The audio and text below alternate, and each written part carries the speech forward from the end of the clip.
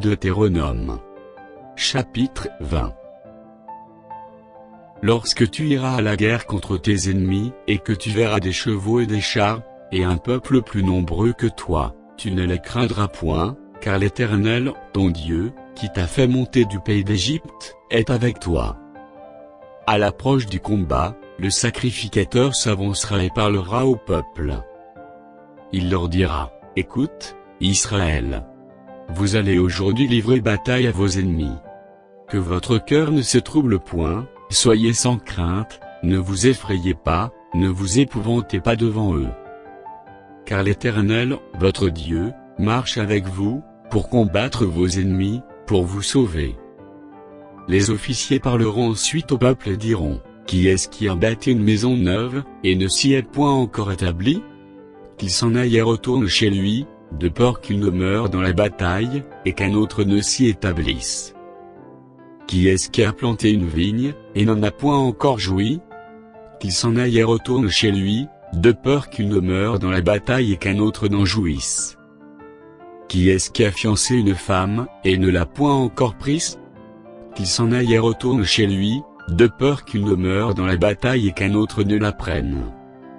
Les officiers continueront à parler au peuple, et diront: Qui est-ce qui a peur et manque de courage? Qu'il s'en aille et retourne chez lui, afin que ses frères ne se découragent pas comme lui. Quand les officiers auront achevé de parler au peuple, ils placeront les chefs des troupes à la tête du peuple. Quand tu t'approcheras d'une ville pour l'attaquer, tu lui offriras la paix. Si elle accepte la paix et t'ouvre ses portes, tout le peuple qui s'y trouvera te sera tributaire et asservi.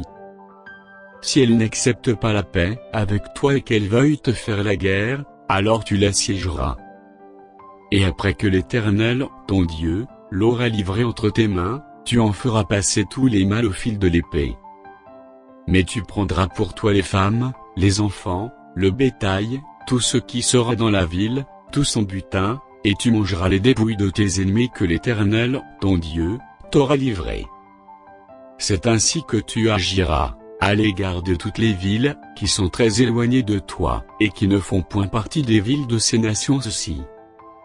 Mais dans les villes de ces peuples dont l'Éternel, ton Dieu, te donne le pays pour héritage, tu ne léseras la vie à rien de ceux qui respirent. Car tu dévoueras ces peuples par interdit, les Héthiens, les Amoréens, les Cananéens, les Phéréziens, les Éviens, et les Jébusiens, comme l'Éternel, ton Dieu, te l'a ordonné, afin qu'ils ne vous apprennent pas à imiter toutes les abominations qu'ils font pour leur Dieu, et que vous ne péchiez point contre l'Éternel, votre Dieu. Si tu fais un long siège, pour t'emparer d'une ville, avec laquelle tu es en guerre, tu ne détruiras point les arbres en y portant la hache, tu t'en nourriras et tu ne les abattras point, car l'arbre des champs est-il un homme, pour être assiégé par toi?